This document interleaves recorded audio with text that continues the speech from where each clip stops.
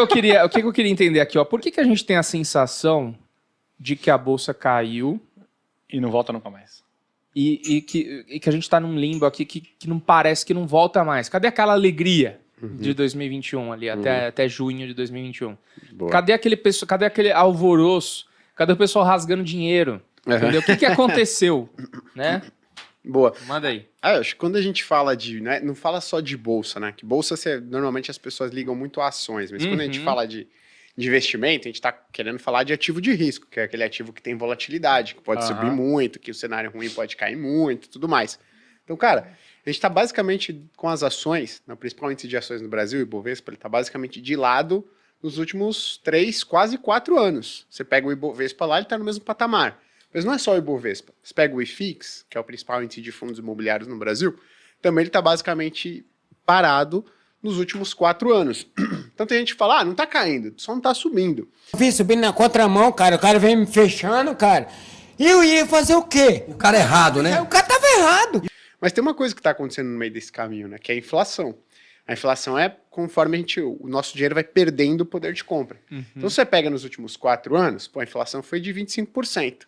Então, poxa, o Ibovespa tá de lado? Tá de lado, não perdi dinheiro? Perdeu.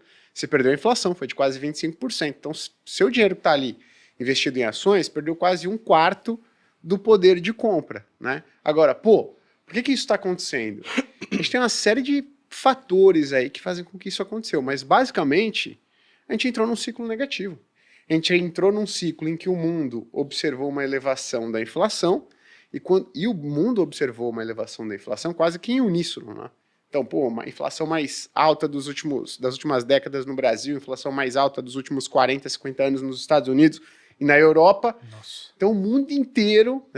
então você fala assim, nenhum americano, basicamente vivo, nenhum europeu vivo ou que investia na época, lembra de investir com uma inflação tão alta, né? Então, porque a pessoa tem que ter no mínimo 70 anos. Então, são poucas as pessoas que estão habituadas com o que aconteceu nos Estados Unidos e na Europa, né, nesses últimos 4 anos.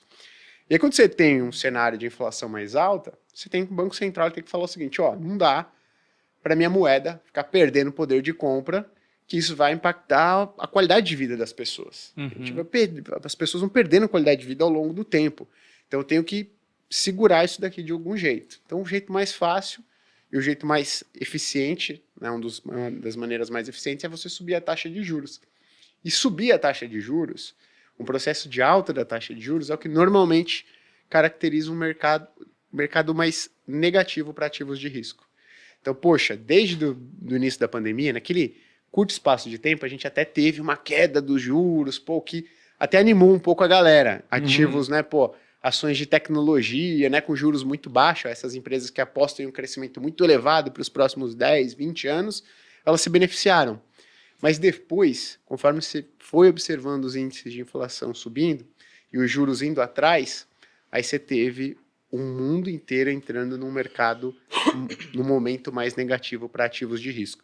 Então, se desse para resumir, né, para a gente não contar uma história que passa desde Covid, Rússia e Ucrânia, eleição, fiscal, né, o governo perdendo a mão ali. Meio que juntou tudo, né, cara? Foi uma sequência de golpes, né, Uma sequência de coisas que, no final das contas, fazem com que a inflação fique mais pressionada e os bancos centrais precisam subir a taxa de juros. Basicamente isso, né? Se você for pegar hoje o que está acontecendo com as ações no Brasil, no mundo, basicamente você tem os juros nos Estados Unidos caindo, você tem, ação para cima. Os juros nos Estados Unidos sobe, né? Os juros de longo prazo sobe e ação para baixo. Então o que a gente viu nos últimos anos foi basicamente o juro dos Estados Unidos, da Europa, dos países desenvolvidos, subindo, prejudicando todos os outros ativos de risco, né? E é importante a gente ressaltar, mas como é que isso... Por que isso impacta o valor de uma ação, né, de uma empresa? O Leandro pode falar até melhor que eu, mas de maneira simples, o valor de uma ação, você traz tudo que ela tem de expectativa de resultado para os próximos anos a valor presente para uma determinada taxa de juros. Essa taxa de juros é aquela taxa de juro futuro, taxa de juro de longo prazo. Quando essa taxa de juro de longo prazo sobe, ela faz com que o seu valor hoje, que é o valor da empresa, ele cai.